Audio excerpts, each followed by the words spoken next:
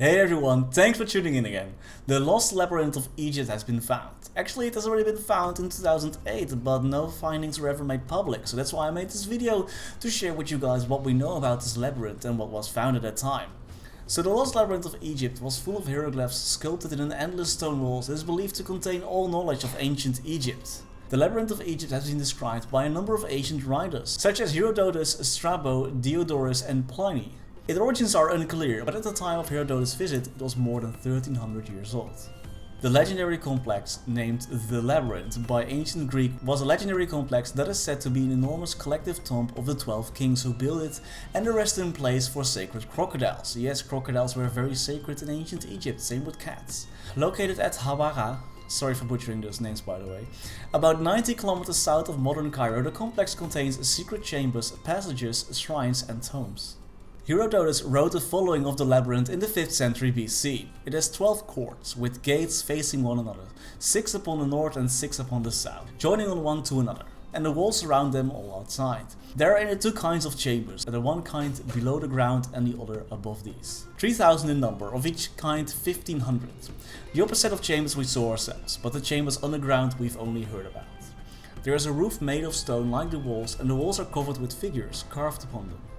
Each court being surrounded with pillars of white stone fitted together most perfectly, and at the end of the labyrinth, by the corner of it, there is a pyramid of 40 fathoms, upon which large figures are carved. Or so he said.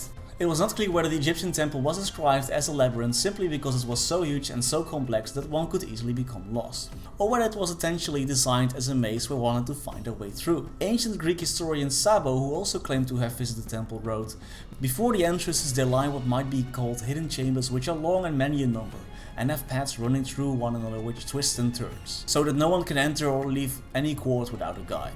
Roman geographer Pomponius Mela described the temple as having innumerable paths which caused great perplexity because of their continual winding. The Roman army commander and philosopher Pliny described the labyrinth as a bewildering maze of paths, adding that not only did individuals who enter the temple have to navigate through a confusing array of ramps, rooms and stairs, but they were also confronted with a fearful noise of thunder and had to pass along the chambers in darkness. The historic location of the labyrinth as described by these ancient authors has always been situated by most Egyptologists at Hawara in Egypt.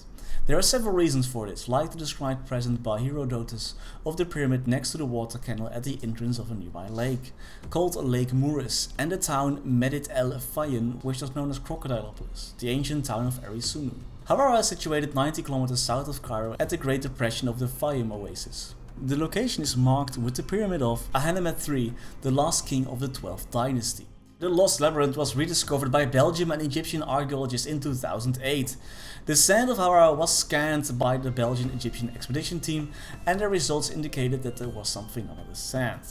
The highly significant findings were published in the fall of 2008 in the scientific journal NRIAG, and the results were exchanged in a public lecture at the Ghent University, in presence of the Belgian press. However, it was not long after that the Egyptian Secretary General of the Supreme Council of Antiquities put a stop to all communications regarding the findings, due supposedly to Egyptian national security sanctions.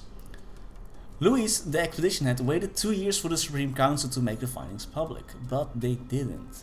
So after 2 years he got sick of waiting and he launched his own website, the Labyrinth of Egypt, in order to publicly post the results of this significant research project. For now, all we can do is hope that the findings will be made public and that eventually another expedition can be held to find out more about this forgotten labyrinth and its hidden treasures.